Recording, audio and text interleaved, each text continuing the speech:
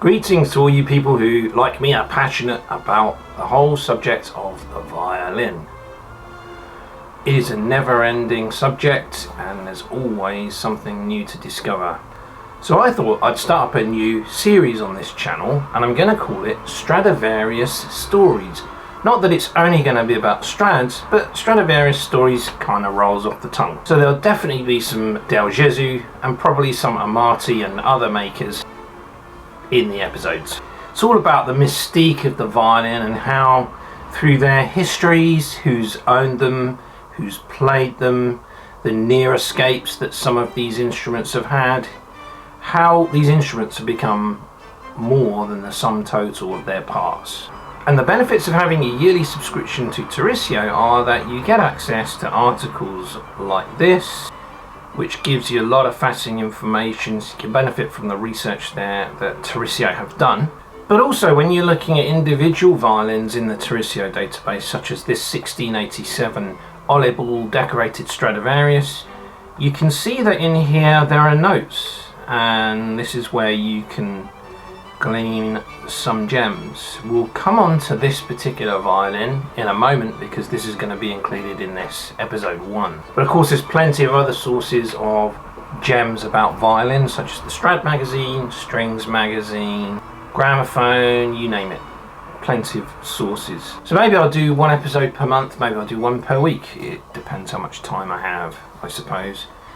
But this episode 1 will be Stradivarius Stories December edition.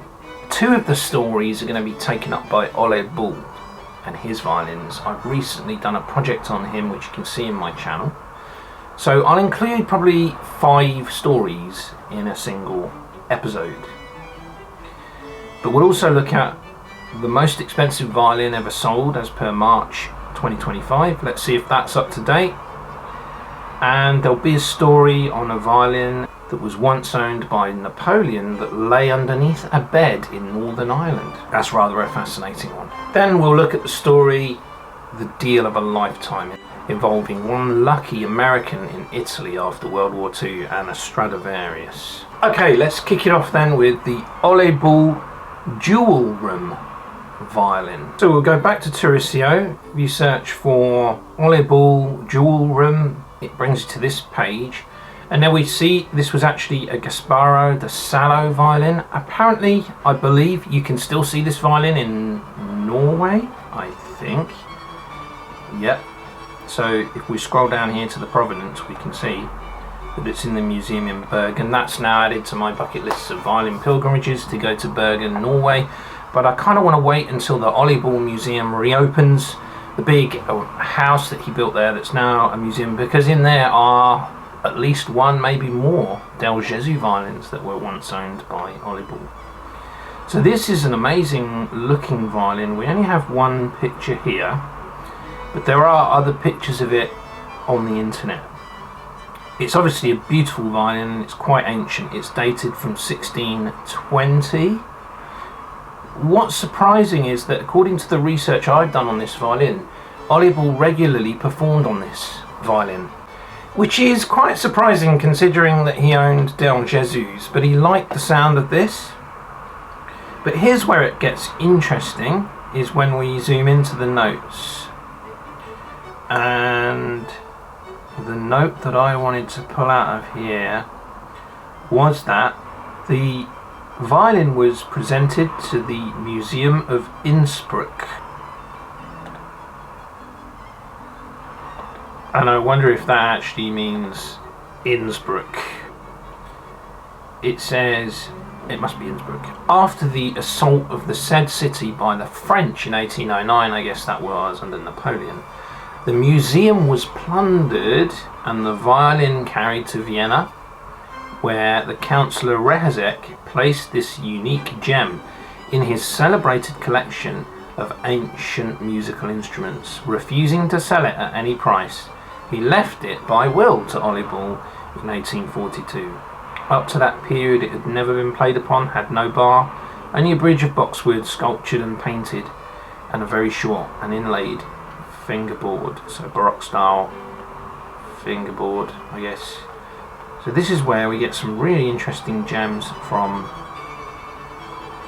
the Tercio notes. So that's violin story number 1.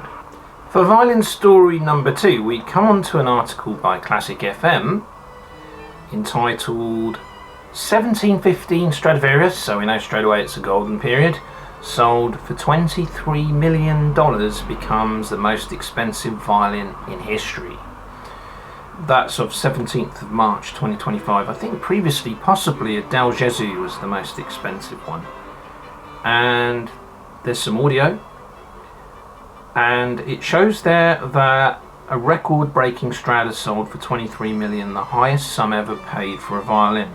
Let's Google that and see if anything did sell post-March this year. It's December, end of December at the time of making this video. The Baron Noop. Yep, it's the Baron Noop, right? That's the same one. Baron Noop violin. And if we want to find more on the Baron Noop,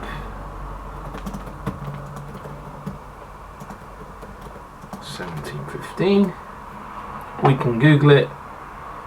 Record breaker. The Strad backs up the information there, and we got some beautiful photos here of the violin. So there you have it. As of now, as of the time of recording this video, the most expensive violin ever sold is the Baron Noop Strad. It probably won't stay that way for long. Now let's come on to violin story number 3. These kind of stories are ones that I love, to be honest. And here we're going to go to a local newspaper, because sometimes you can find interesting things in a local paper about a violin that apparently was once owned by Napoleon, but was kept under a woman's bed in Londonderry. It's been called the Londonderry Stradivarius, but it's also more well known as the Molitor Strad. A mystery which brings together Napoleon Bonaparte, one of the world's most expensive musical instruments, and a small house in Londonderry, from the Belfast Telegraph. Now played by Anne Akiko Myers. Should I say, being played by Anne Akiko Myers in 2010. I think she might play Del Gesù now, but maybe she still has it. I'll have to double check in a minute. William and Muriel Anderson held on to the instrument for 3 decades. 2 siblings, storing it under their bed in their terraced house in the city for security. Wow. How many more gems are there out there like this? There must be a few, where people just don't realise what they're sitting on. A big, huge pot of gold. Made by Antonio Stradivari in the late 1690s, it was owned by French Emperor Napoleon Bonaparte. Bonaparte had a bit of a thing for violins. I think there are, if you look through Tercio, more than one example of Strads that Napoleon owned. And then he passed it on to his favourite general, Count Gabriel Jean-Joseph Molitor, hence the name the Molitor Strad. It stayed in the Count's family until the end of the First World War, went to America, then to Somerset, and then in 1957, William Anderson, who lived with his sister in their parents' modest home in Aberfoyle Terrace in Derry, purchased the Molitor from independent violin dealer Eric Voigt for an unknown sum. Then in 1988, 83-year-old Muriel donated the instrument to a member of the Red Cross. She had used its Meals on Wheels service for years. Not rich people. She died in 1992. After evaluation, it was sold for $209,000 in 1988. Obviously, it's worth millions now. It took 10 years to piece the whole story together. How did the Andersons afford to buy the violin in the first place, given its hefty but as yet unknown price tag in 1957? Did they tell anyone of the purchase? Was it often played at concerts in the Maiden City? Unable to trace any relatives of the Andersons. If you have any information, contact us. So this is obviously, what's the date of this article? 2012. It's old news. But now let's look at the Tercio notes on the Molitor, shall we? So I think we're going to find this is a long period Strad in view of the date 1697, when Strad was experimenting with a slightly different size of violin before going back to the tried and tested Amati size. And so we have this whole article here on the Molitor.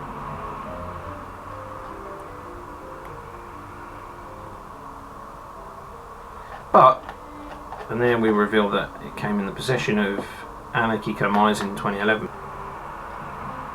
Beautiful violin. Here we can see it doesn't mention Napoleon Bonaparte, but obviously handled the violin according to legend and then passed it to his general. But there are no notes here, so we have to go by the other articles here. Pretty fascinating. What's fascinating is how it lay under a bed. Maybe the owners didn't realise just how valuable this instrument was. Story number 4 is a deal of a lifetime. We come on to the 1685 early period Stradivarius called the Spinola. We only have some black and white photos here on Tarisio. Let's see if we can find any other photos, any better quality photos, just by googling Spinola Stradivarius.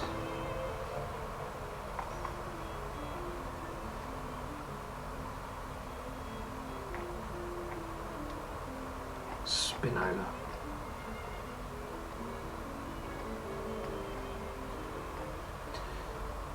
And it doesn't look like we do, but we do have another article from Tarisio on the historical owner, which is just a link back to the other article, Marquis Spinola.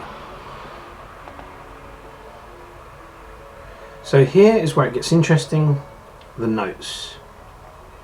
Here we have the provenance. In 1913 it goes to Marquis Spinola and heirs, and then to Richard de Lescien. But we have a bit of a story in between.